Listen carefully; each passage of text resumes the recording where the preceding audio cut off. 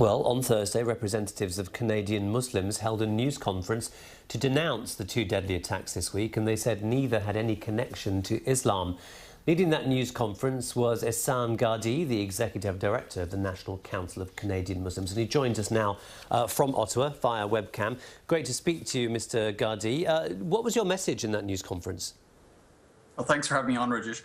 Our message was fourfold in that news conference.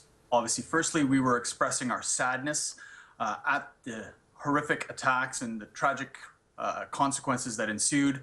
We also were there to express our condolences with the family and friends of the victims, both in the attack yesterday and the attack earlier this week. And also, thirdly, to express our gratitude to law enforcement officials who really put themselves in harm's way to protect all of us, including political representatives and our democratic institutions. And finally, we also went there with the purpose of expressing our solidarity.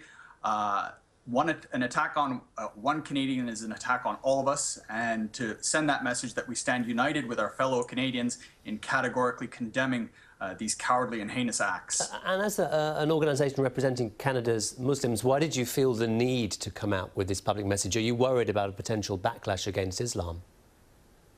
Well, we think that it was important for us to speak out very clearly and distinctly. And in regards to a backlash, there are concerns that some individuals have, but by and large, the sentiment that I'm getting from the vast majority of Canadian Muslims that we're speaking with is that they have full confidence, and as do we, in our fellow Canadians and in our country, that they will see this for what it was, which was the acts of individuals who are not in any way, shape or form representative of the faith tradition or those who practice it. In that sense, I mean, given that police say that there was no connection between the two incidents, the hit and run and then the shooting at Parliament, was it a relief when you heard that?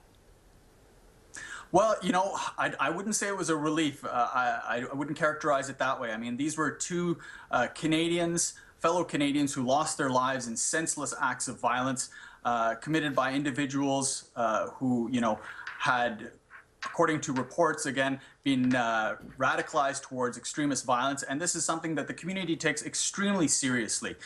It's something that we've been speaking out about and continue to speak out about going back for several years now.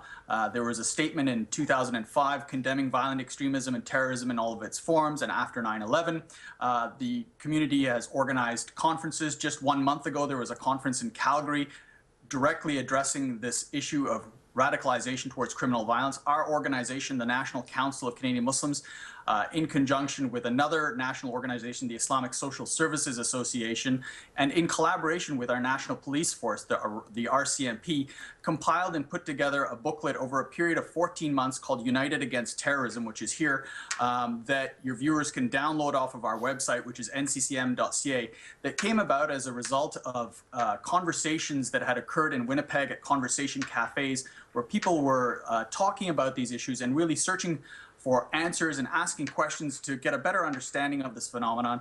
And it was decided to put this into a booklet that could serve as a handbook and as a guide for Canadian Muslim communities across this country to be able to look for example, signs and symptoms of individuals who might be inclined or becoming radicalized towards extremist violence, you know, how to address them and how to deal with these kinds of challenges. There's a section there from the RCMP to explain what their role was in and is in law enforcement, and our sections as well. Okay. Ihsaan Gardee from the National Council of Canadian Muslims. We thank you very much for your time. Thank you.